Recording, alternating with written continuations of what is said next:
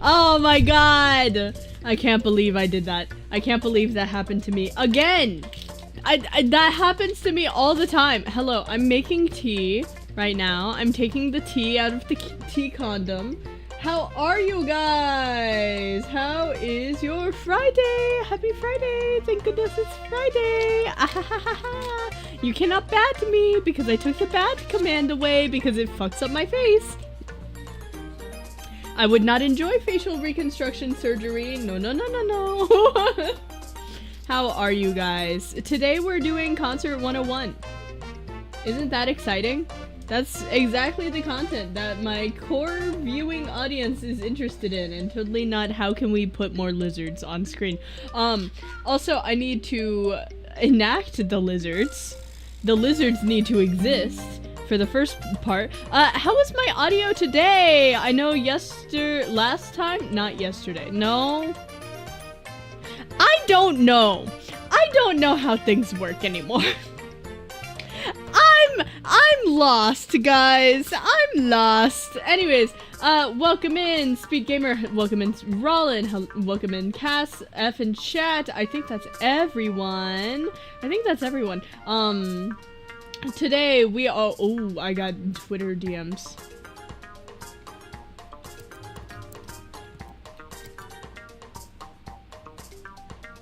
Okay, guys, if you go to Animasement tomorrow, I might have a meet and greet.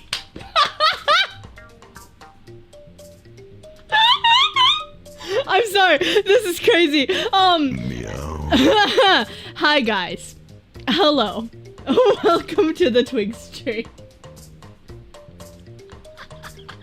Oh my god. Okay, welcome to Concert 101. This is not so much for you guys, right? This is probably interesting to you guys, just knowing like, oh yeah, this is how Twig works. But in reality, right, this is more for my audience, my Twitter audience. This is for my second channel that is more about doing things. Did you know that I have a second channel just about doing things? Yes, it is called Twig's Models. It's just about my process and how I do things. And this is kind of for that, because I've been neglecting that channel. It's for me! Yes, it is. It is. I've started playing Genshin a bit ago. Horrible news. Oh, is it as bad as people are saying? I saw a video on how people are review bombing it again, which is insane. Twig mod ELS. Why would I... Twig's mod uls? Twig mod uls? Yes, Twig models. Indeed. Yes, this is for my second channel and also any VTubers that watch me. Yeah, I'm disappointed in Genshin. Didn't they give you guys like 60 free pulls for the entire patch? That's kind of insane, actually. That is kind of insane. The fact that it's been going for so long and you have so much more content and you only get like less than a pull per patch is horrible. Anyways, bad games aside, I don't want this stream to be too long. We did start a little bit late, but I don't want to hold you guys for too long. I want to get on to our lesson. Woohoo! We should be talking today about how Twig's 3D concerts work, but we're also going to talk about placements and applications and organizational things and basics of 3D and audio and what different things work. A second channel and a VOD channel that are linked on your main channel at youtube.com/twigvt. Yes, Twig was eating. I legitimately was eating! I ate Chinese food while you guys were talking about basement installations in VC. I was in VC with Zero and friends while I was eating. But I was legitimately eating, and the people I live with ordered food, so I did not have control over when it came. Otherwise, I would have put it out there. Twig Sensei. Okay, thank you, Cass. Okay, let's get on with the lesson, shall we? So we have an agenda, okay? We're gonna go over finding your concerts, concert applications, organizing concerts, your 3D basics so you're able to commission people and understand what they're asking you, your audio basics so you're able to commission people and understand what they're asking you, and then a Q&A from the local VTubers of Twitter.com. Because, Twitter.com had questions for me! Indeed.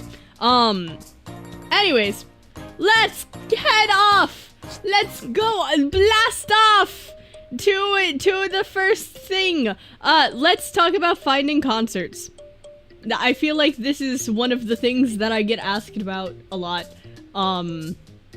Hey guys, my name is Twig, and occasionally I will log into an Instagram that is just dedicated to Kaigai idols, and I will find concerts there. But the first way to get concert placements is networking! Yeah! If people know you in the space, you are more likely to be invited to concerts. Most of the concerts that I have done in the past year, I was invited to because I have been doing original music, so I don't have time. Oh, wow, that's cool. That's awesome of you.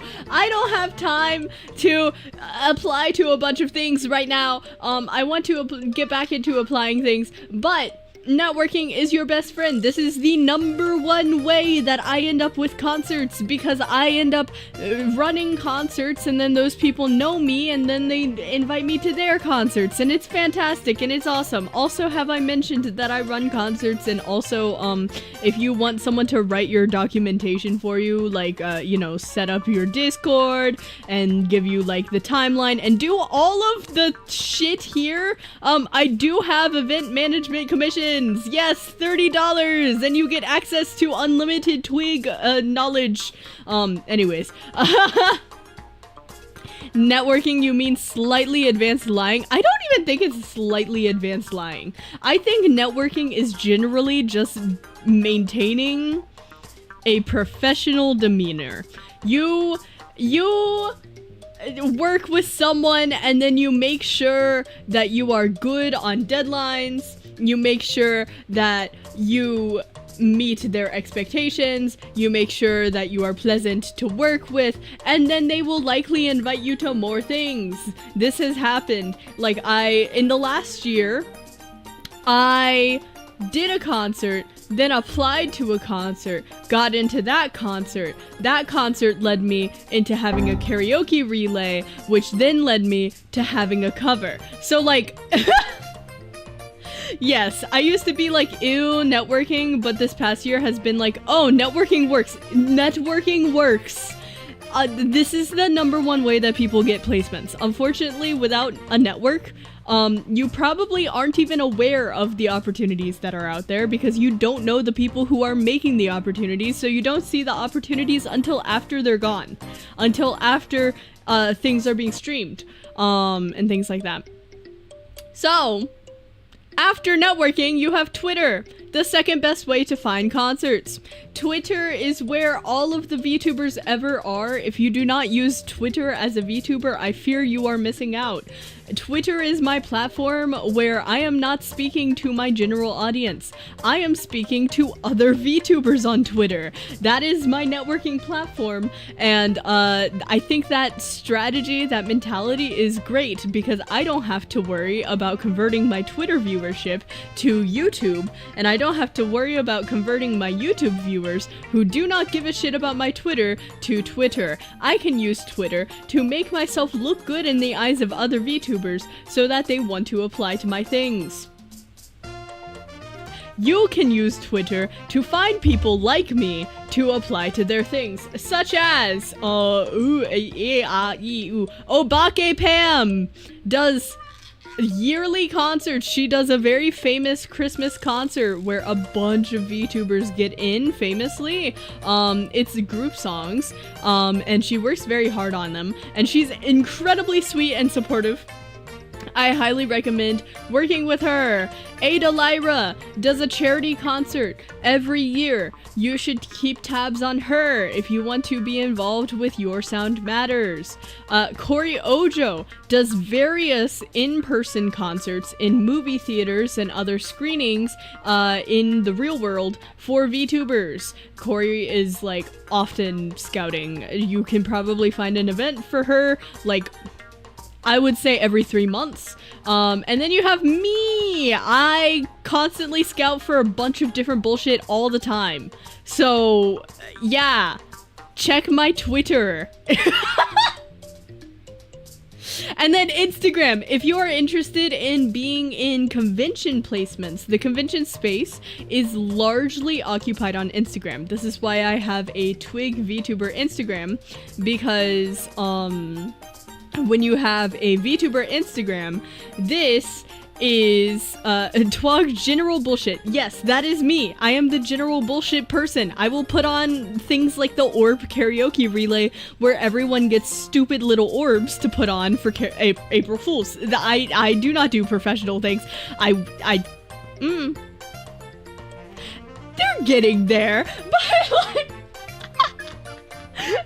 But like, I do things for the sillies, so if you like silly things, I'm probably your guy. But Instagram is really important if you want to be in actual real life placements. If you are not going through a liaison like Corey, you either have to apply to panels at conventions with a staff member to be there physically and run your panel, or you can go and apply to idol festivals that already exist. A lot of these are meant for Kaigai and cosplay idols, but some will approve VTubers. The fun aspect of this is you will never know which ones are accepting VTubers. Never. You just have to apply to a form that is very obviously not for you with the gusto of someone who belongs there. And that's how I get my convention placements. I put in the description, hey, this requires a screen, just so you know. I will not physically be there. I will record something dedicated for this convention, or if you have Wi-Fi, I will stream to it. Have the audacity. Yes!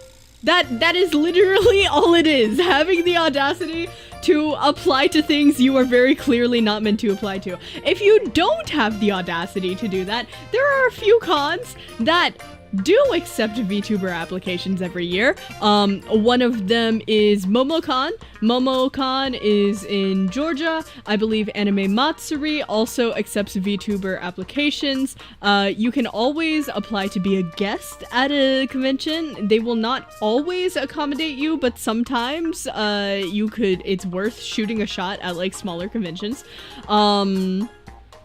There is also Offkai. There is also, I believe the Northwest Idolfest, now known as the North American Idolfest, I believe, accepts VTuber submissions.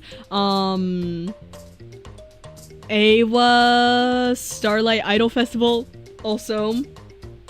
I have Audacity. I don't know if I have anything to contribute to cons. I will say, if you are applying for idol festivals, they do lean heavier on 3D VTubers when they are idol run.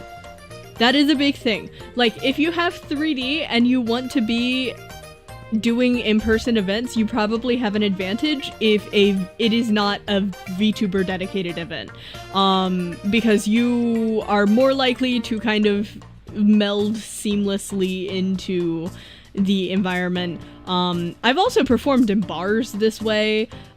Just have the audacity. Sometimes they get confused and they're like, oh, what does this mean? Sometimes it can be a little bit of a mess. But having the audacity has landed me quite a few events. There are also, if you want to network more in the Kaigai idol space, I recommend applying to online showcases. There are like Odote Mida relays and things like that, and online showcases and online idol festivals, and this is where you can meet a bunch of idols. And knowing idols is really helpful because they are obviously going to have an Instagram that is going to repost opportunities that your Instagram can feed off of, and you can train your algorithm to give you more idol festivals to apply to, essentially.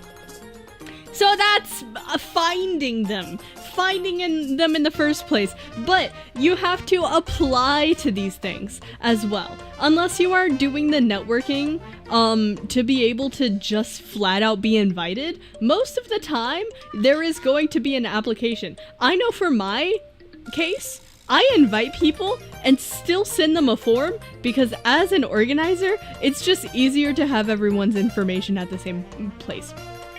And the first advice I have about applications is read it. Read your questions. Read it once, read it twice, read the entire passage like 4 times. Make sure you do not miss anything. There will be instructions. If you miss the instructions, your application is probably getting thrown out. Just saying. As someone who runs these things and has run a few of these things. When people don't follow directions, we don't work with them. At least that's how I roll. I would assume a lot of others roll that way as well. So if we ask you for something and you give us something else, you're probably not going to submit the correct files when it comes in time. That's kind of what goes into our heads, is like, it's not so much the effort that you put into your application, it's more of, have you followed directions? I have Audacity, coming up with a setlist / performance is my issue. We will get there. We will get there. That is one of the things. That is one of the things in this presentation. But yes, please follow directions, follow instructions. They are incredibly important. Having information is so nice. Yes, I agree. And the organizers wrote that information. They spent the 2 hours, or they commissioned someone like me to spend the 2 hours to write that documentation. Please read it.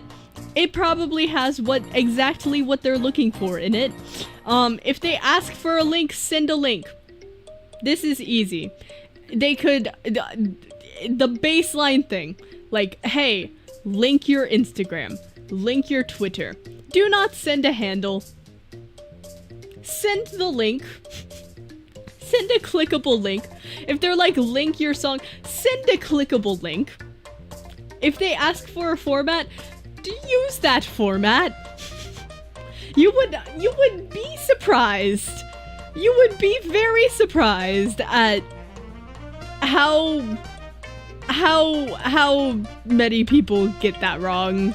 I feel like this is from personal experience. Yes. It's not the biggest deal, but again, it's like one of those things of the organizer probably, if they're doing a VTuber concert, VTuber concerts are normally, these days, getting over 50 applications. I've seen VTuber concerts get 500 applications. If you are saving the organizer's time because you are submitting a link where they ask for a link, it's probably helpful, and you probably should do that. I'm surprised clickable links aren't considered bad. Well, the thing is, you can convert your form output into a spreadsheet as the organizer, and you are able to see the full link in the spreadsheet.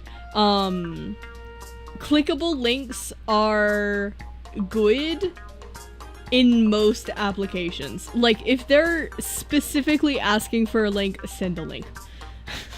Please. Do not DM people on Twitter with your questions. This is not out of vanity. Twitter will eat your DM. Do you want to know where your Twitter DM goes? It goes into the trash can. I felt so bad. I felt so bad because I was on Twitter and I had not checked my message requests in months. They were in the shadow realm. I check it after V-Parade scouting is already over. And I missed so many questions about V-Parade. Do not DM your questions on Twitter. But Twig, how can I ask questions? You can ask questions below the post that you saw the applications from. You can ask questions by emailing the VTuber in question. Normally their email is public for sponsor information. You can shout your question to the sky, and it would probably be more effective than DMing on Twitter, because your person will legitimately not see your DM for probably 6 months. I cold DM a lot of people for invitations to my events, and sometimes I have people who wished they could have been part of said event but completely missed the DM. And so I didn't DM them again because I'm like, oh, they're not interested. But then they message me months later and they're like, hey, I'm so sorry. And I'm like, okay, you're going back on my scouting list. So like, yeah, this is very important for communication. Twitter is not reliable. Make sure your sample works for what you're applying for. Some people will ask for samples without timing or tuning or any like processing over instrumental. Some people want a cappella. Some people want mixed examples. Some people want examples of exactly what you are going to perform. If you are applying for conventions, more likely than not, they're gonna want an example of a previous concert that you've been in, or an example of what you've submitted to a con before. Some people are gonna want unmixed cover snippets. Some people are fine with tuning, but they want to hear it a cappella. There's a bunch of stuff. Do you want compression or not compression? All of this, it should be in the form, and if it's not in the form, normally a cappella is the best. A cappella with no processing. Just have a Google folder with all of the options. Have a Google folder with everything and separate it into a cappella, unmixed, and mixed, and you will be fine. Don't get discouraged! As I said before, these VTuber concerts tend to have 500 to 500 applications, depending on the size of the VTuber who is putting on said concert, right? That's a lot of people. The organizers cannot accept everyone. Sometimes the organizers already have like people that they have personally scouted. I know this is normally my case. I have people that I will personally scout for my events, and then I will open up general applications. So it doesn't mean anything if you do not get into a concert. And more likely than not, if you apply again, you will be better and you will probably get in. Because I can tell you, we recognize your names. And I don't know. Personally, I keep track of who applies to a lot of my stuff. And I do keep track of like, oh, they've improved, or like, oh, their situation is perfect for this event, but like not the best for that event. Sometimes we're just looking for something very specific as well. It's not a reflection of your skills. It's legitimately a reflection of, we can only accept like 4 people and we got like 60 applications, type of deal. And again, don't tweet about drama or rants. If I, as a concert organizer, am like, okay, I'm looking through everyone who's applied, and I should look and see, hey, wow, I don't know if I want to add this person, and I like scrub through your social media, and you just repost a bunch of drama, and you rant, and you don't stream regularly, it might be a little bit difficult. Hi, just curious, what if they don't have direct emails, and not just for concert, but for business in general? Most of the time they will. Most of the time they will. The key to getting a VTuber's email, most of the time, they will either have one in their bio. Tip, VTubers, put your email in your bio, your sponsor email. If it's not there, it will be in their link tree or whatever media kit they have publicly accessible. And if it's not there, then it will be on their YouTube. And you have to click under where the YouTube bio is and then scroll down and then show email, and then it'll show you their sponsorship email. Most, if not all, VTubers have publicly accessible emails. If you don't have a direct email that people can contact you through, you're probably missing opportunities. And if you don't want to email people, again, if it's for an opportunity that people are scouting for and you have a question, it's probably, you can comment it. Or, like, if it's on Instagram or something, Instagram has better DMs than Twitter does.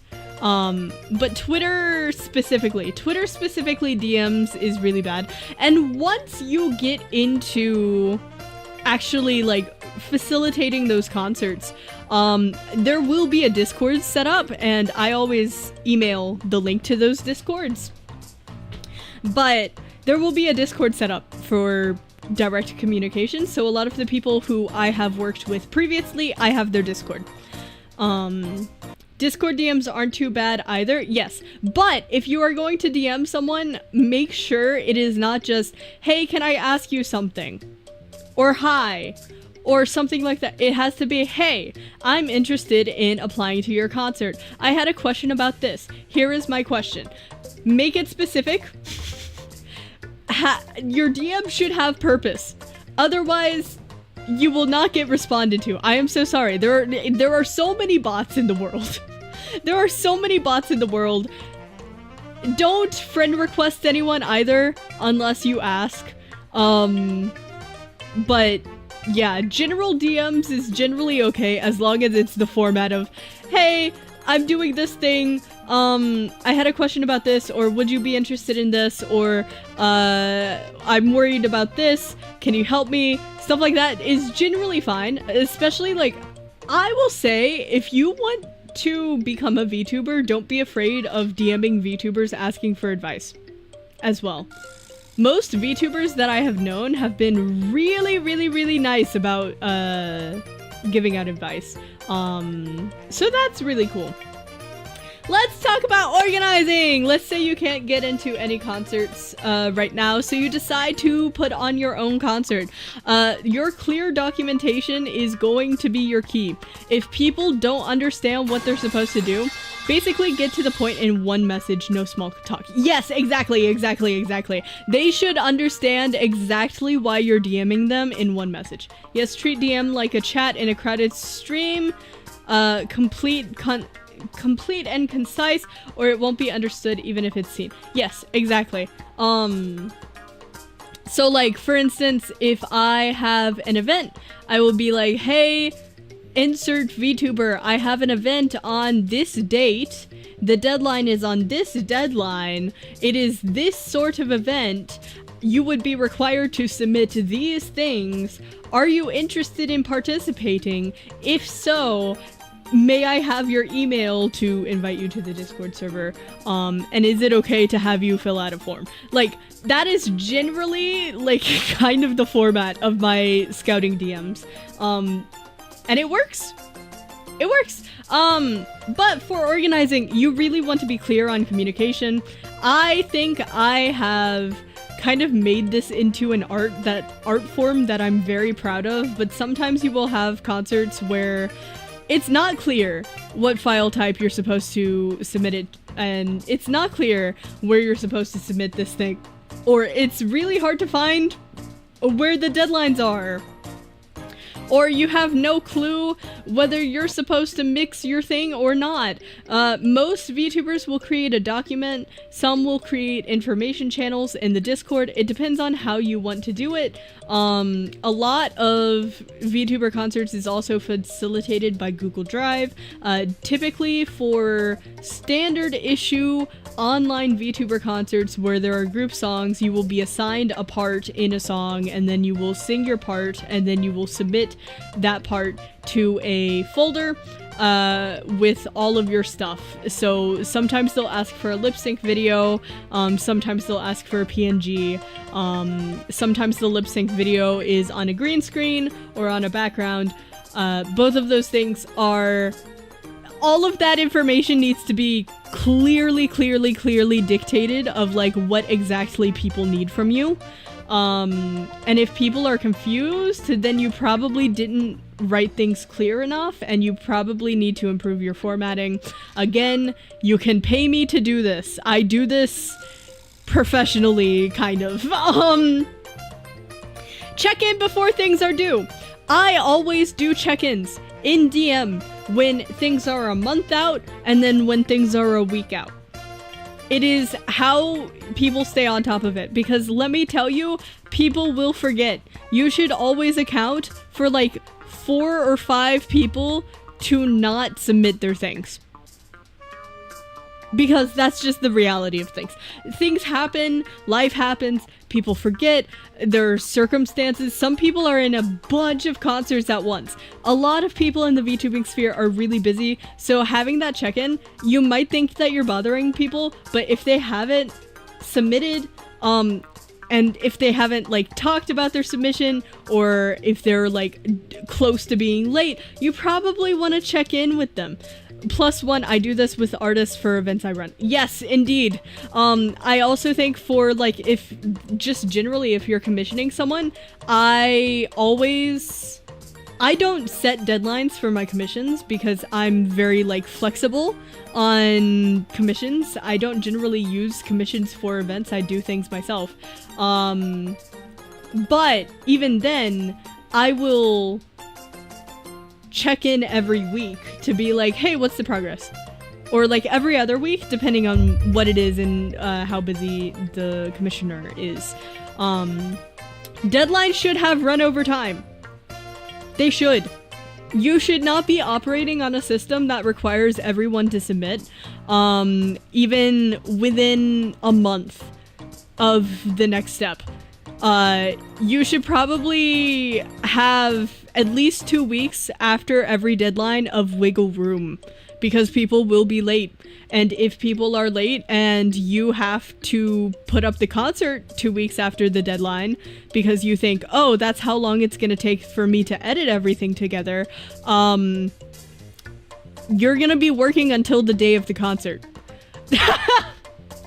Yes, oh my god, yes. So in my case, for like V-Parade, part of the reason it takes a year for me to run V-Parade is because of these run-over deadlines. Because V-Parade is already late. We are already late. And I accounted for that. Walking a razor's edge for time frames is a recipe for failure, yeah. And it's really stressful if you're commissioning someone. I have been in situations where I have been commissioned for concerts with deadlines 3 days after I've been commissioned. And I want to meet that deadline, but they don't have all the files for me. And so I'm literally working and losing sleep for all 3 of those days. It's really bad. You want, especially if you're working with other people, you need the run-over deadlines. Being organized and professional also sets a precedence to your collaborators to also treat this as seriously organized and professional project. Yes, indeed. So like, if you are very clear in your communication and you have the look of professional kind of formatting and you carry yourself in a professional way, people are more likely to attend to your deadlines. I think this is partially why things like, I don't know, anniversary or birthday concerts and karaoke concerts where people like submit green screens tend to go a lot I guess messier than 3D concerts, because 3D concert everyone's like, oh, this is a big deal, because it's a production. So yeah, there is a scale there, but I do think being professional, making sure your time management is correct is really big. There are benefits to scouting publicly versus scouting privately. Scouting publicly, I will not hold you. It will get you clout. It will not get you clout for your streams. Being a concert organizer in the VTuber community is probably a thankless task because you are doing a bunch of work that VTubers appreciate, but VTubers are not your core audience. So, scouting publicly will make you popular within the professional limits of the VTuber community. You will become better networked if you are scouting publicly, most likely. It also depends on the look of your page and things like that. It depends on what you post. A lot goes into whether or not you benefit from scouting publicly versus scouting privately. Scouting privately, however, you need to know a lot of people already. You need to know the amount of people that you want to have in your thing privately. You need to be able to DM people and be okay with being ghosted. Because trust me, you will be ghosted for like more than half of the DMs you send out. There are a lot of people who will say yes, but again, a lot of people will not see your DM. So I think a mix is probably best for like starting streamers, but scouting publicly can also open you up to a lot more work. Scouting itself is kind of a nightmare if you do it publicly, because you have so many people to sift through, and you also have to account for that many people within your concert. So if you are like me, I'm currently scouting for my 2026 birthday concert, and to be completely like crystal clear, I have received in less than a month 73 applications to the birthday concert. Most of those people are coming in because I want it to be a larger scale concert, but I am prepared for that. I would say if you're doing a like starter level concert, you probably only need like maximum 9 VTubers. Can I send you a question about scouting as an IRL event host over DMs? Of course, yeah, I'm absolutely open to consultations. You can always DM me for advice. I am so cool with that. I am so cool and snazzy. Commissioning others for concerts. Yes, I've already touched on this before. Oof, 70 plus Twig. Yes. 70 plus VTubers in the birthday concert. I'm trying to make it happen. I'm trying my best.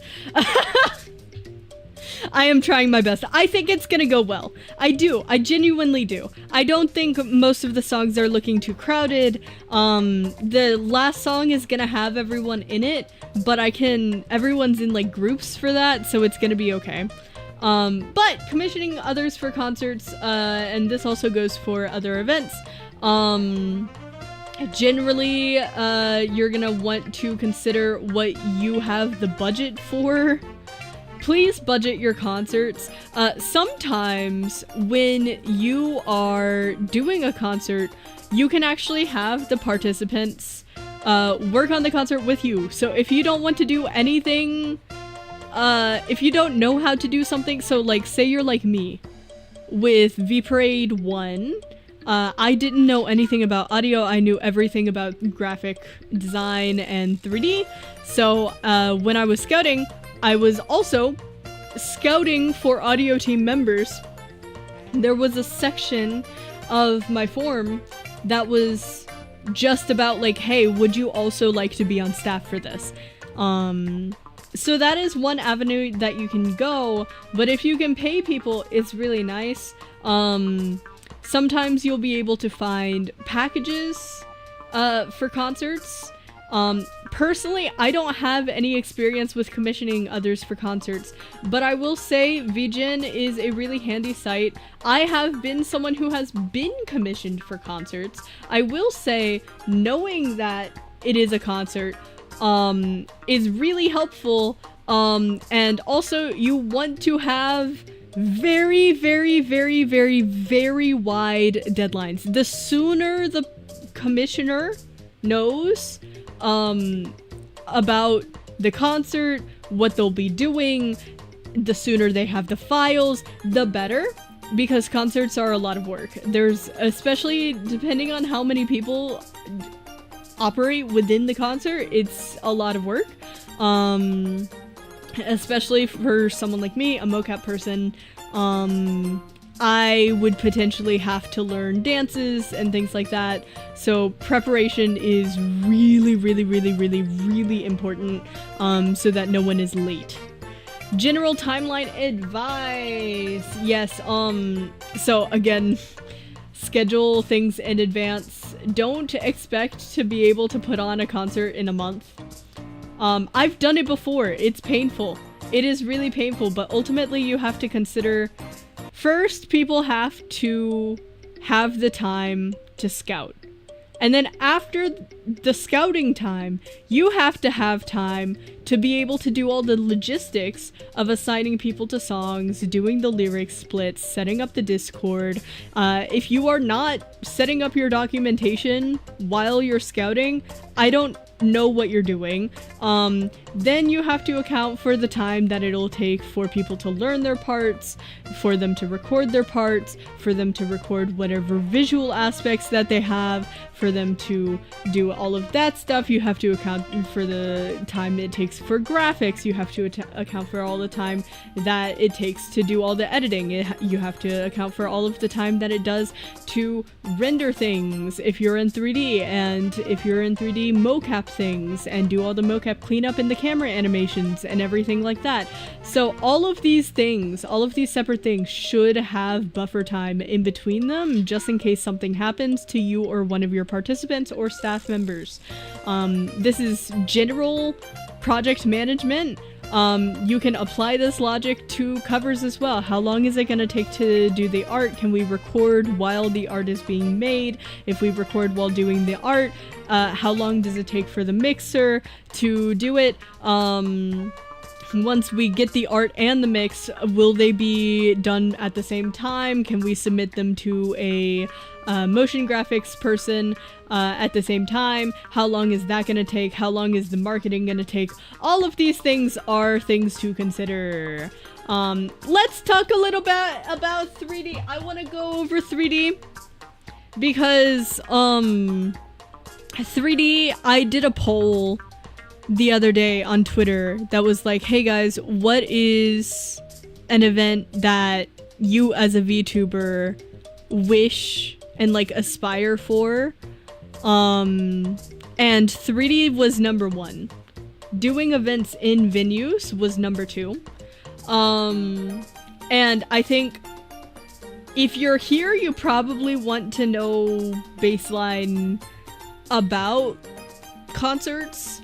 If you're a viewer, this is an interesting look into some of the vocabulary that I use! Woohoo! So it's vocabulary time. This is all vocabulary that you need in order to be able to effectively know and communicate with your 3D artist about your needs as a VTuber and your files and all of that. Warudo, MMD, Unity, and Blender. All of these are platforms. All of these are engines. Warudo is the main engine. I am currently using Warudo. Warudo is super powerful. I manage most of my VTuber concerts through Warudo nowadays. I used to go through something like VRM Live Viewer, which is more similar to MMD, but nowadays I am almost completely Warudo. You can use a lot of MMD functions also in Warudo. And Warudo is made with Unity. Unity is a game engine. It is more technically demanding. You have to know more about how things are set up, and you have to be able to navigate a much more confusing platform. Guys, if you think Warudo is confusing, you should learn Unity. But it does produce better results. You are better able to, you have access to like the animator, right? So you're able to do things like mocap cleanup. You're able to directly affect shaders and do keyframes and animations for your lights according to the music and everything like that. And Blender is where things are modeled, but you can also animate in Blender. You're not going to be able to use the same shaders that are directly in most VTuber models in Blender. You're gonna have to do your own shader setup within Blender. No, the 2 times I opened Unity, I cried. Yes, Unity is the devil. I know it, though, and, I have conquered it. I know Unity! Woohoo! And MMD is a older animation software. I think out of all of these guys, MMD is the most accessible. It has the most resources for it, but it is also the most limited. If you do not already know how to use Wordo and know how to convert a BVH format into a VMD format, you're probably not going to be able to mocap for an MMD concert. You're just going to be able to use whatever motions are on the internet for MMD, and that is not only limiting but risky, because MMD creators are very, very, very notorious about that. Community is very like anal on credit, and a lot of MMD motions get misused, and so the community really demands ethical use of MMD motions, because the creators do a lot of work to create those animations. I love looking up a Blender tutorial every time I need to do literally anything. I know Blender at this point. I don't know. I learned Blender in a week. I don't know how I did it, but I think doing, instead of like individual tutorials for any of these platforms, try to do a complete build. Like, if you can find a tutorial for a complete build, that's gonna be the most comprehensive way. If you want to learn Unity, there is a website dedicated to it by the official Unity developers. That is a gamified course on Unity. I have taken it. I can vouch for it. You will understand Unity and how to navigate it. It takes you all the way how to navigate the camera, all the way to doing physics and material setup and render textures and things like that. Blender, I recommend doing a full sculpt instead of something like the donut tutorial. So I'm talking like an isometric room, or doing like a full character tutorial. Learned Blender in a week and streamed a portion of said learning and made a video about it. Yes. Warudo, unfortunately, your best tutorials for Warudo are going to be via the Warudo Discord or within Twitter by the Japanese community. And finding those tutorials is going to be hellish. Good luck. Good luck is all I can say for Warudo. I don't know. Most of my Warudo knowledge comes from hands-on experience, Unity knowledge, and then also interacting with the 3D community on Twitter. So, good luck. That's all I can say. Now, let's get into some file formats. VRM and Warudo Avatar can both be used in Warudo. Unity can be, VRM can be used in Unity and Blender, so can FBX, and then MMD requires its own model type. I forget what it's called. PMX.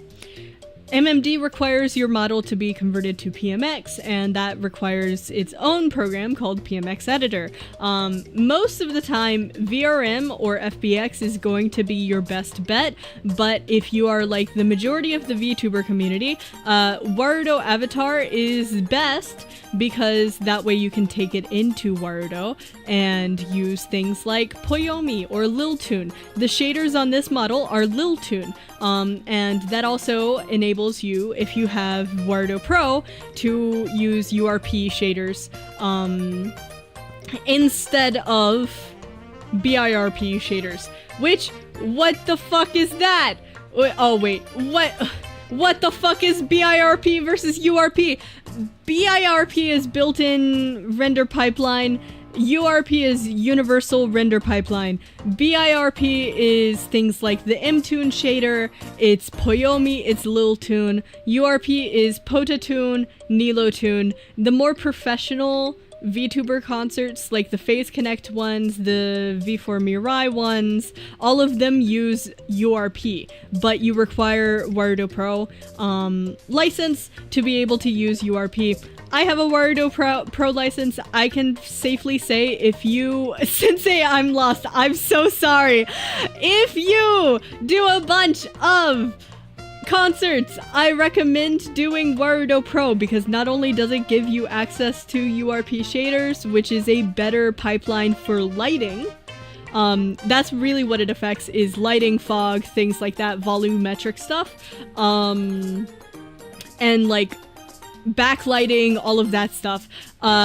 Basically, BRRP is like standard, URP is like HD super kita awesomeness, right?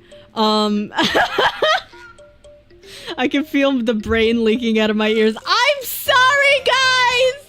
I'm trying to prepare you for if you want to commission a 3D person.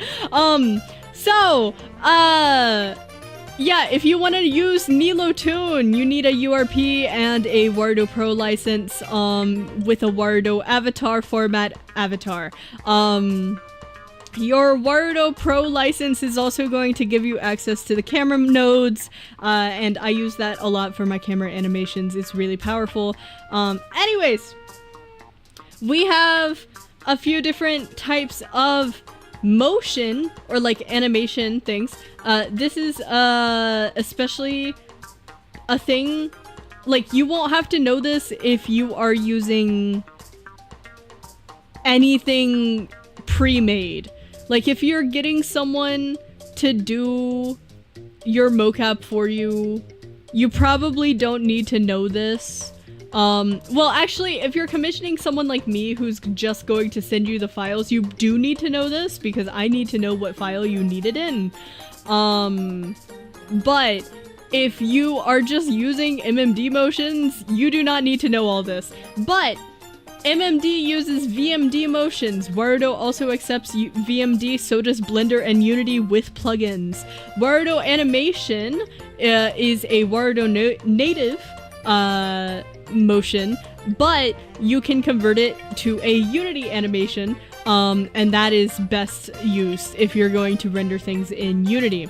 And then BVH is your generalized mocap file. Generally, BVH is only useful if you are going to convert BVH to VMD for MMD. You can see how this is like a web of things. IMU versus optical tracking. Basically, IMU uses the power of magnets to kind of guess where you are. Optical tracking uses cameras to guess where you are. IMU is things like ReboCap. Yes, ReboCap is an IMU. Slime VR is IMU. Mokopi is IMU. Haratora X is IMU. Optical tracking is stuff like Vive. It's stuff like, oh, what is the name? There's a markerless one that just came out. What is your name? Solart, yes, is optical. Flux Pose is not IMU or optical, it's radio, but Flux Pose doesn't exist yet. So, yeah. Also, Vicon systems are optical. Valve Index is optical. Yes, that is optical. Generally, optical tracking is going to track you better within the room, but it's going to be more expensive. If you don't want to spend a bunch of money and you want to be able to dance, so you need to like track like 16 or more points on your body, it's probably more worth it for you to do IMU and do the work to clean the motion later. Oh, I should also say Rococo is also IMU. That is also a thing, but they do also have like a marker where it can become optical. It can be like a combination of the two. It's really weird. But optical tracking will physically track you in the room. It will track you in context of other things. If you want to do things with props, you need optical. If you want to do things with other people, multiple people in the same room, you could use IMU, but drift would get you. So optical is better. And ultimately, your dance is going to look the best if you have optical tracking. Oh, how clean motion will that be covered? That will not be covered, but Gumi, if you DM me, I can try and help you, depending on the drift that you have. Cleaning motions is kind of tedious and I hate doing it. And I only recently learned how to do it in a couple of different programs. So, let's go into VR chat. You can circumnavigate all of this by just joining the VR chat community and having them do everything for you in VR chat because they know everything and we will never live up to what they're able to do over there. Let's get into some post-processing effects so that you can use the correct language for your stage modeler to know what you're talking about. Bloom is how blurry lights are in your scene. Have you ever seen through the lens of someone with an astigmatism? That's what bloom is. It's just a astigmatism simulator. And it looks really nice. I can probably, as I'm talking about these, bring them up in my Wardo, actually, so that you can see a real example of it. So this is bloom. This is what bloom is. It enlightens. It makes you feel like you have an astigmatism. Are you calling my cooking clean or dirty, F? Oh, I don't know. Oh, so it's just my life. Yes. It take any sort of light and it go boom. Okay? So that's bloom. Ambient occlusion is shadows. It's like goopy shadows. It is heavy. But you can see it will mark out where the shadows are. I can't really use it on this because my textures are optimized, but it will make the contours of everything super inky and black. That is what ambient occlusion does. Anti-aliasing, I can't really describe that because I have it on, but you can kind of see it. What it does is it kind of, it takes edges that would be jagged normally, and it kind of blends them. That's generally what it does. It just blends jagged edges so that it looks smooth without having to increase performance. Indeed. You have ambient occlusion baked into your textures? No. I just have shading baked into my textures. But if I turn on ambient occlusion and then like go over here, right? If I face, it's really hard to like show. If I like put my arm, you can see through my jacket, right? And that's not good. So, yes, exposure. We all know what exposure is. Exposure just makes things bright. Or really dark. Or really bright. Or really dark. That's what exposure is. Chromatic aberration is a really cool effect.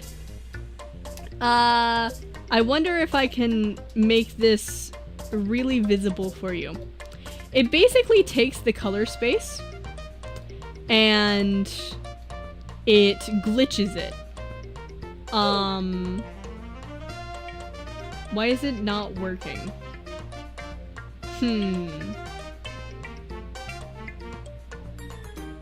Why am I not able to do chromatic aberration? I don't know. Maybe it's because of the output of the background right now. But basically, if you look at the lines there, it will take your darks and your lights and add colors in between it. So it will become like more green and blue, generally, is how the light goes. Depth of field, I cannot make an example of, but this is a cinematography thing. It basically focuses on your subject. Imagine like a camera with manual focus zoomed in on something. That is what depth of field is. It makes everything that it's focused on very clear, and then everything else very blurry. Grain is actually not something that you should be afraid of. So grain is one of those things where in a 3D environment, it's not naturally there, but you want to have it to a minimal level because it makes things unironically look more high quality, because it makes things look more real, because it makes things look like a camera actually took that footage. It kind of tricks your mind into making it look high quality, and the same thing goes for motion blur. This is why I don't know how many of you guys were there for my most recent concert environment that I have put out. I legitimately cannot see the difference. There's little specks on the red. Look at the red. If you look at the red, there's little specks there. If you're on mobile, it might be a little hard to see, but it basically is like little dots, little floating dots that naturally occur in film and naturally occur on a camera, but it doesn't occur in 3D. Grain also breaks up the monotony of solid colors. True, that is very true. Motion blur is really important. It makes things look real, but it also makes things look sharper. You wouldn't think that it makes things look sharper, but it does.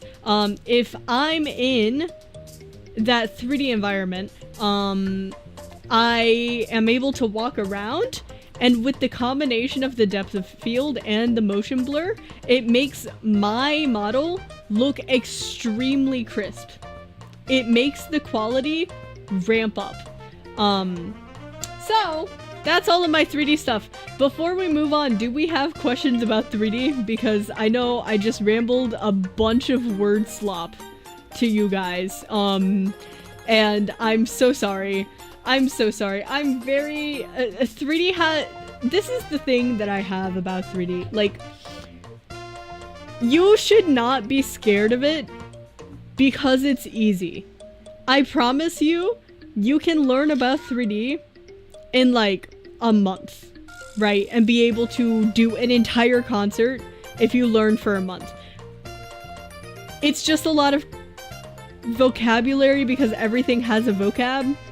And then if I don't teach you the vocabulary, you won't know how to communicate things. I know some of these words, but holy shit, it'll be some work to host a 3D concert. If you ever need help, Jiff, I am here. A month of how long a day? I would say like an hour. Like an hour to 2 hours a day. You could learn 3D in a month. It really doesn't take that long. It'll be a while until you're able to like do really good lighting, but you'll be able to like execute things in 3D. Yeah. I know what some of those words mean from video games discussion, yeah, but most of it I'd have to rewatch to understand. Yeah. Vocab is magic when doing research or learning something, yeah. That's why I wanted to give you guys the correct terms and like what each file is for here. Because like, imagine you sit down to commission like a 3D person and they're like, okay, what file format do you need this in? Okay, since you do this, what software are you gonna do this in? What file format do you need this in? So yeah, it's like, oh, do you need me to convert that to this file format for this thing? Like, knowing these things is kind of helpful. Okay, so like 3 months for me, maybe 6. Yeah, something like that. But 3D is very easy. You can do it, I promise. So, for audio, I'm gonna go over some like very quick tips. If you want to get more into exact tips for audio, Mail actually did a fantastic course on how to record audio so your mixer doesn't hate you. On Sunny Source's channel, where Mail actually like physically goes into a digital audio workspace to show and demonstrate certain things. But my first tip for audio, ironically, is use a digital audio workspace. Use Reaper, use Cakewalk, use Reaper or Cakewalk, use FL Studio, use BandLab. Just don't use Audacity. Do not. Audacity does like weird export stuff and it puts you in a bunch of bad habits, so I really don't recommend it. Reaper and Cakewalk are both free, but really most things that you can record in will work as long as you're not trying to mix. Thumbs up. You want to time to your instrumental. This means physically downloading your instrumental and sometimes your guide. If you're not super well versed with the song, I physically sing on top of guides all the time. And so you're gonna download those, you're gonna put those in your project, and then you're going to time your singing to that file in a different track. You're going to time yourself to that, because then when you export, it will be timed and your mixer is not going to have to wonder, huh, this is Twig audio part 1, where does this go? I don't know where this goes. It's a snippet. Now, if you like record it and then you time it to the instrumental, they won't have to do that guesswork. If anything overlaps, don't feel afraid to make it into a separate track as well. That is a big thing. There are such a thing as dynamics. If your person asks you about dynamics or you want to discuss the volume of something, dynamics is the musical term for volume. Limiters take the audio and limit how loud it can be. So if I yell right now, ah! I can only be so loud, and that keeps me from peaking. That's what a limiter is. A compressor makes quiet things loud and loud things quiet. So it equalizes the audio so everything is the same audio level. Those are the two dynamics things that you need to know. EQ changes the way that your audio sounds. Dang, I would love for my Oshi to burst my eardrum. Yeah, unfortunately it doesn't happen here.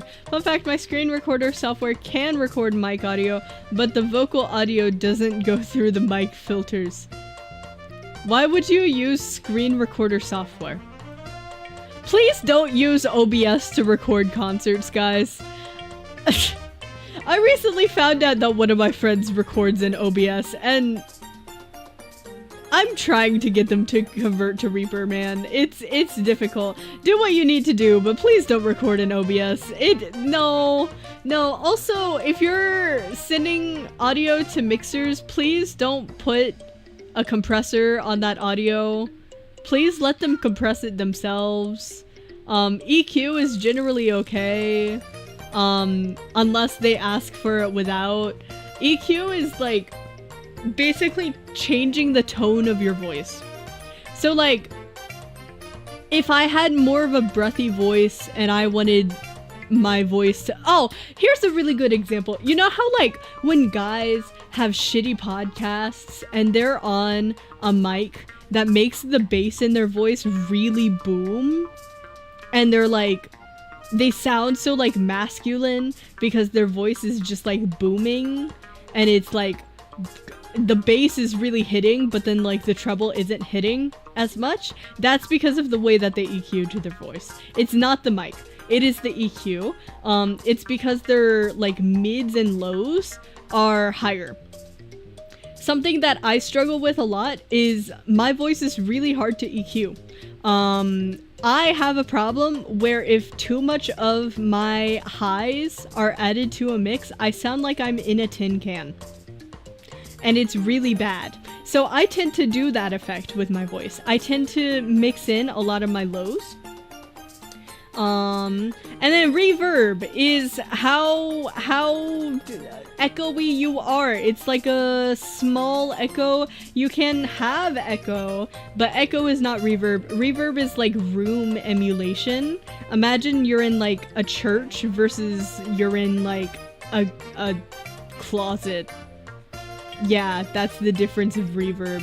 And then tuning. Everyone's heard of auto-tune, but tuning is really easy. Honestly, the majority of my covers, you want to know my mixing signal chain for like most of my covers that I am mixing for my channel for shits and giggles, most of my cover shorts, and then like 99% of my concerts is literally just a LA2A compressor, and then I do EQ for the voice, and then if I need to do refer for like background noise management, I will. And then I slap on retune, which comes free with Reaper. It's not auto-tune, it's REA tune, and then I set it to chromatic. So like every note is selected, and then I just set the delay, the attack, to 50 ms. And then that's my auto-tune. And then I just slap some reverb on it. Reaper. Oh, reefer. Yeah. REA fur. Sorry. It's an unfortunate name. But that is my signal chain, and it serves me well, and I slap it on everyone else as well, and it does fine. Literally everything you've heard me mix has had that, and it's been fine. If you need more like intense tuning and timing, then you can get Melodyne. And that is pretty much all you need to know about audio. I'm getting tired of my profile picture. Should I change it? I mean, it's just a green R. What if you did a purple R? Okay, we're finally down to the Q&A section. My first Q&A that I got on Twitter was from Captain Camille. How do you decide what 3D setup is best for you? I touched on this a little bit before in the VOD, but it really depends on how often you're going to use it, how convenient it needs to be for you to actually use it and for it not to rot in your closet, how accurate you need it to be, and how, like, I guess latency is a thing for some people. Generally, IMU is going to be less reliable than optical, but optical is a lot more expensive. So if price is a thing for you, you're probably going to want to go to IMU because there are fixes for IMU things. I will say, generally ReboCap is mid-tier from what I've seen. It's not necessarily bad, but it's also not like Rococo levels. So generally VTubers these days will use a combination of Wardo with Wardo Avatar, or VRM in a pre-made stage in Warudo. Most of them will not have Warudo Pro, and they will have ReboCap, which is currently sold out, but they are restocking soon. Thank you for your question, Camille! Any tips on starting a concert for the first time? Honestly, be professional, communicate clearly, and that you're probably good. You're probably awesome. Thank you for your question, Cosmo Slayer. Phyllis Polaris! Thank you for the flashbang! What is your process on choosing songs for a setlist? Do you go by vibe, tempo, audience, recognizability, etc.? What? What do you mean, what? Nice, random, always fun to pursue. Yeah! But, generally how I go through setlists is, It's kind of a clusterfuck for me, to be completely honest with you. To become like 1000% honest with you, I will go through whatever songs I'm obsessed with at the moment, whatever scratches my ear, and then just like put them in a playlist. And then Marmalade has a really good quote on this. She was talking in like an idol vlog, and she was like, when I'm picking out a playlist, I will choose like a entree, a main course, a dessert, and a side dish, you know? So there will be like variety in the playlist, because I agree with her on what she was saying, where if a playlist is too stagnant, people get like bored. So if you have too many of the same song, it's kind of boring. But then if you have too much variety and it's like hopping all over the place, you will confuse people. I like confusing people. So I will do fantastic things like put a ballad right next to Screamo. But not everyone will do that. I will say generally algorithms are kind of hellish, but if you want new music, I tend to do a blend of things people know. If other people are participating in the concert, I'll do things that people know already, so that it's okay. But I never want to do anything overused. So I think during V-Parade, we had something like 6 people submit the song Idol, and we did Idol last year. So things like that I'll generally avoid because I'm just hipster. Okay, Yosobi. Yeah, but generally those are the songs also where it's gonna get the audience hyped. I'm just weird, and I don't do it because I get sick of them. Oh, here's a tip. If you're doing a set list, do it full of songs that you don't mind getting sick of. Because you are gonna hear those songs forever. Your audience is gonna hear that song once, you're gonna hear it 20,000 times. So, I know for my audience probably has heard me sing certain songs like a few times. Not as often as I have practiced them. So, yeah, I'll be like, oh guys, this is super nostalgic. Do you guys remember this song? And then my audience is like, oh, we do not remember this song at all. Twig, you like performed this song once. I don't know enough songs, lol, especially Japanese songs. Something I always promote is starting a new YouTube channel that all you do on it is look at odote mita and utate mita. If you don't speak Japanese and you don't want to curate your own personal algorithm to suggest you Japanese music, do that and you will find tons of it. Also, it's helpful to know like what kind of Japanese music you're looking for, because looking for Visual Kei is going to be a lot different from looking for Vocaloid, which is going to be a lot different from looking for like Chica Idol music. I've seen DJs explain on Twitter that some songs are popular because that's what gets the crowd pumped, and that's ultimately their job. I don't know those words. Odote mita is I tried to dance, but it's in Japanese. If you search the characters for odote mita, you will be able to find tons of Japanese music, and tons of bangers, might I say. And then utate mita is I tried to sing. So it's the same sort of deal, but it's singers. And that's why you have people like Mafu Mafu and Ado. These guys are utaites. They started as utaites on Nico Nico Toka.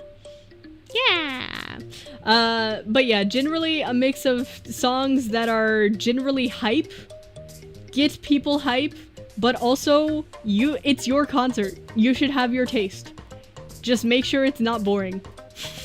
But also everything's for everyone. I feel like you can never appease everyone in a concert, so it matters less what songs you choose, and matters more probably the production value of what you're putting out.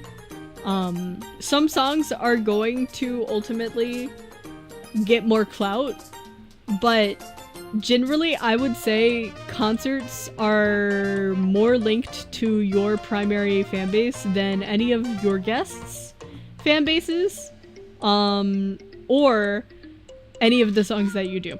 If you want exposure for your concert, you have to find exposure for yourself. Unfortunately, like, it used to be a case where concerts would get super high visibility. A lot more people would tune into them, because they would be like, oh my god, it's a concert! That's so cool! But for the case of like online concerts that are not produced in venues, a lot of the times there's just so many, because concerts ultimately are pretty easy to make if it's not a 3D concert. If you're doing a 2D concert, it's a lot of music videos, and that's really cool, but I think the audience kind of gets fatigued on it sometimes.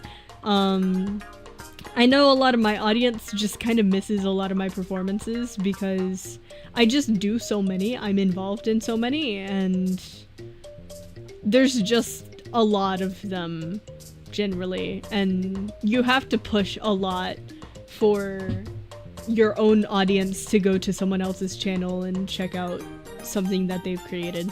So that is something to keep in mind. If you're doing concerts for the exposure, I would say you're gonna burn out really quickly, and probably not have the payoff that you want. Do concerts if you want to do concerts. That is like the main thing. I'm the sick sort of fucked up where I actually enjoy doing the admin work of concerts more than actually performing. So there's a reason why it's part of my content, but yeah. Popularity is not necessarily gonna save you with a set list. Yeah, it's gotta be at least 20 times more practice with voice than with instruments, and I'm already mildly bored of the songs I can play. 07 all songs singers ruin for themselves. Yeah, I mean, I definitely still have songs that I like though, personally. Masochism Land, also known as Twigtopia, yes. I enjoy admin work too. I think that's why we get along, Jiff. I remember like last meet and greet that you had me in, towards the end, we were just talking about like admin stuff with events, and honestly, I'm such a fucking nerd, but that's genuinely like one of my biggest interests. Twig for VTuber manager. Yes, I will do all of your documentation for you and consult you one-on-one in call, and there's an add-on for setting up Discord servers. Hire me. I get jump scared by Twig singing in another channel because I got jump scared by Twig singing in another channel because I either was never told or I forgot. Yeah, I'm everywhere. Anyways, I think that's the end of the Q&A section for Twitter. I am now answering questions from chat. Woo! What is your question? And I will answer it. Or I will try to answer it, I can say. I don't know everything about concerts. I may have created many a concert in my day, but I still have a lot to learn, generally. I still have a lot to learn, and I'm just happy to be doing them, to be completely honest with you. I like doing them. They're a lot of fun. But yeah! Woohoo!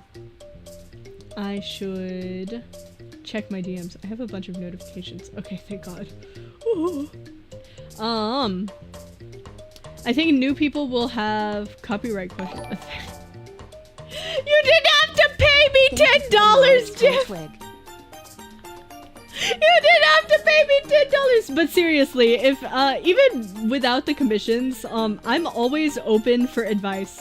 If you just want to DM me on Twitter, If anyone wants to DM me on Twitter for advice on anything, literally anything, I am always so open. I got someone DMing me the other day about tracking advice and I was so happy. I was so happy, bro. Is it common / have you done concert collabs with 2D, 3D, and or PNG all appearing in the concert? Yes. That happens a lot, actually. Normally, well, first of all, that happens in my concerts. Other than V-Parade, if you're 2D and you don't have a 3D model, you're staying 2D. Yeah, for like concerts like Obake Pam's concerts and general VTuber concerts where you have everyone record on a green screen, I end up treating my 3D VTuber like a 2D VTuber, and I lip sync on a green screen that way. Though these days I will use my live 2D for those so that I have more visual cohesion. I think the last time I used my 3D one for one of those was Arizona Heat? And for that was a venue performance, so I really did want to look my best, if that makes sense. I think new people will have copyright questions.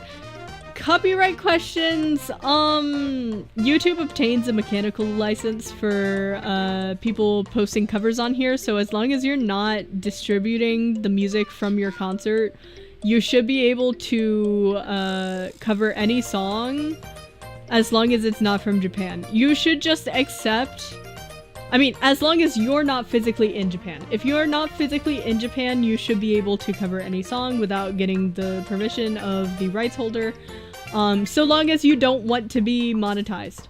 And I think if you're running a concert, you should accept the fact that you will be, your ad revenue will be kaput.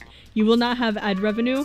If you do want to monetize your concert, you should incentivize donations, or you should look for sponsors. I know Zephyr Arcade is a really big sponsor of VTuber concerts. Usually merch companies are interested, and things like caffeine supplements might be interested. Merch or sponsors, yes. Indeed. I have never actually gotten a sponsorship for my concerts though, because I do everything myself. I don't have to pay anyone. Woohoo! Also, just curious, how does networking in the VTuber sphere work, especially for complete beginners who rarely use Twitter? Step 1 is start posting to Twitter. Actually, no. I would say step 1 for networking as a VTuber is establish yourself as a VTuber. First, focus on having content and having a consistent upload schedule. Because I will say at higher VTuber levels, consistency and just like general content output, how professional your page looks, goes a long way for credibility when you're networking. Generally, what I used to do when I was like really early on in VTubing was I would scroll to Twitch, I would scroll to a category that I normally stream in. So at the time it was Genshin. Nowadays I might do it for like Final Fantasy 14 or something. And I scroll through the people to find streamers, not specifically VTubers, but streamers in general who are around my viewership. I would say 10 plus, 10 minus. And from there, I would essentially sit down and interact in their chat. Because you want to be doing things with people who kind of operate similarly to you on stream as well. So like, I have friends, but I would not be able to do like a collab with certain friends because like our demographics just don't mesh. So that is a consideration to make. Other than that, like once you're established, I think you can just start DMing people for events. Normally, I'm really well networked because I have done so many events. And generally people like to be part of things. Generally people like to be invited to things. You just have to not get your butt hurt when people are too busy for you. Yeah. There's no shame in asking people that you admire to work with you. I shit my pants a little bit every time. But it still happens, I still do it! But yeah. That's basics! That is the basics on a VTuber concert. I'm glad. I'm glad you guys were here with me. Thank you, Jiff, for the $10 as well, by the way. That is so cool of you. If you provide a service to others, others will be more likely to provide a service for you. Yes! That is true. So, like, for instance, Gumi's really good at art. I'm good at mocap and things like that. Mail is good at mixing. If you have one of those production skills, things like chorus battles are really good to get your foot in the door with working with VTubers. You probably are not going to get paid. You're probably not going to be able to sing on the project, but you will be able to work with people. I think there's a limit to that. I think there is too. But I think over time things scale, right? So like, I did not start by contacting agency VTubers to have like a working relationship with me. It wasn't until I was in events with agency VTubers where I started to feel comfortable inviting them to things, because I know that it can be rough. I know that there's like, they have to make sure that the person is established and well connected and vetted and not going to do anything crazy on their stream. Working with other volunteers builds relationships though. Yes, it does. It does indeed. I feel like I'm trauma bonded with literally everyone ever who works on V-Parade. That is the basis of Male and I's friendship, actually. V-Parade? Yeah. Trauma bond with your fellow staff and things will be great. Also, like, reach out to people who are doing similar things to you. I've made a lot of people in my network from knowing people who do 3D and asking them about things that they've done. I've expanded a lot of my Kai Guy network through, like, I met Sunny and we started talking about, like, oh, where do you find, like, choreographers, and, like, oh, let's talk about doing, original music and stuff. I met Jiff through Felix, which that photo down there that just passed, was I think the first time I actually met Jiff too, which was crazy. So yeah, as you do things in the sphere, things naturally open up to you. And you build relationships from there, and you get along with some people, you don't get along with some people you just kind of, develop a working relationship with, you don't become super close.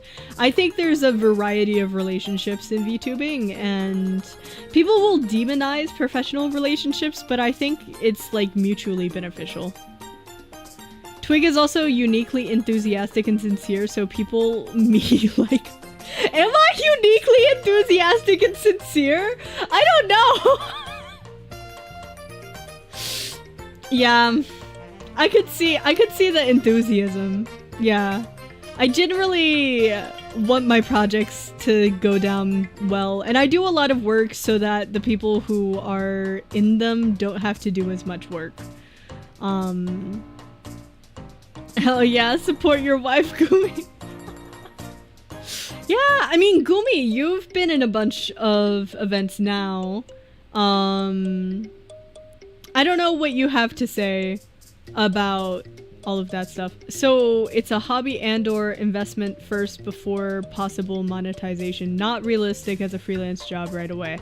Absolutely not. Absolutely not. None of this is profitable. Not, like, even if you're a VTuber and, like, you're a successful one, it's not gonna be a job for you. I'm sorry. It's, I don't want to, like, crush your dreams, but yeah, no. There is money in it. Like, if you get really, really, really good at a certain skill, you can go on VGen. But yeah. My fan events were profitable with hundreds of hours of volunteer work. Yeah, like, my concerts are... Well, actually, they're not monetized, so they're not profitable. One heck of a fun hobby, though. Yeah, right? I will say, I break even, and it's a lot of fun, and I find enjoyment from it. So yeah. Yeah, there are a ton of VTubers in debt because of the tech costs or art, though there are free assets and software, but different licensing for free assets, I think. Yes, if you want to be profitable, the first thing you need to know is that you are going to learn how to do literally everything. And by everything, I mean video editing, audio mixing and mastering, timing and tuning, audio production, audio instrumental remaking. You're gonna learn motion graphics, regular graphics, art, 2D, 3D, project management, scheduling, video editing. I think I already said video editing. You're gonna learn multiple different algorithms because all different platforms are different. I post completely different things to Twitter than I do on YouTube to get numbers. It's crazy. You're going to upload daily shorts. You're going to do regular live streams. You're also going to upload videos. You're gonna have a separate music channel from your regular channel. There's like so much. There's so much that if you want to be profitable, you just have to do yourself, or you have to be like absolutely massive and have like one hell of a community. How come a lot of them say streaming is their full-time job? I'm confused, and not just VTubers at 1-digit CCV. Huh? Well, like, larger VTubers still have jobs. Like, you can have... I think you can have, like, 100 people in chat and still need a job. Especially with a VTuber. I think, ultimately, the VTubing boom is over. So the people who are doing it now... Like, agency VTubers have jobs. I need you to realize that. They can say they're VTubing full-time, but generally VTubing full-time just means that someone is streaming 3 times a week or more for like 2 hours. It doesn't necessarily mean that VTubing is their job. I don't think I have that much more to say. I'm mostly a participant for now. The concert organizations run the gambit of well to bad organized. That is true. I've had like very, very nice organized concerts. Like, I've always been impressed with Obake Pam. Or they're unemployed. Yes, that is also true. The job market here is crazy. A hobby should be, in my opinion, fun for you, not built to be a job. Yeah. I was about to send the same thing, Gumi. Yeah. Unemployed gang! Even big agencies, the big two. Yes. I do believe Niji-sanji people have jobs.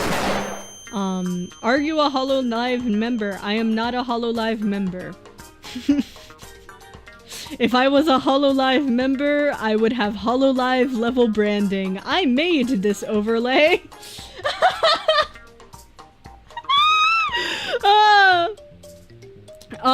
But also, I think what you have to realize, Stella Cloverfield, is the fact that if you are in a big agency, if you're in HoloLive or Niji, you probably had a base before that. If you are in either of them, you were probably successful at something already. So if you want to make VTubing your full-time job, you're gonna be broke for a long time. I want to join. I'm scared of Yago. Why are you scared of Yago? Why is that? Why are you scared of Yago? Hello? Did you make this overlay with a mouse too? Though of course the mouse made model has more lines. Yes, this was when I was still only with a mouse. Though, I made it with clip art. This overlay is made with clip art. So, yeah, this overlay was made in Canva.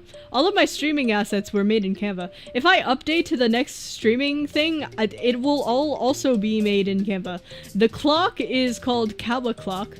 It's a web thing, web source, and then the carousel is just a local slideshow that plays a folder on my PC. Of all of the people to get scared of— yeah, exactly!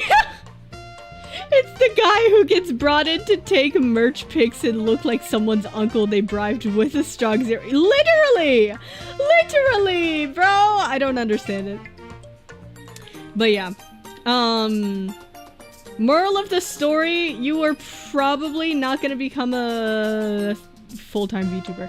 I'm a VTuber, but I'm scared of Yago. Don't be. Don't be is my answer to that. Anyways, I don't want to stream for too long tonight, because of reasons.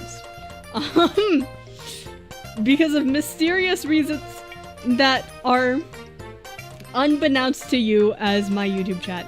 And Yago won't really be in any indie space usually. That is true as well. Anyways, we're gonna find someone to raid. Thank you guys for being here. I will probably chop this down into shorts. Speaking of Yago, let's raid Machina X Flayon. Bro is streaming. We're talking about HoloLive. Might as well. I will see you guys on Monday. The raid messages get twigged as always. I don't know what we're doing on Monday. We'll figure it out. Anyways, goodbye everyone!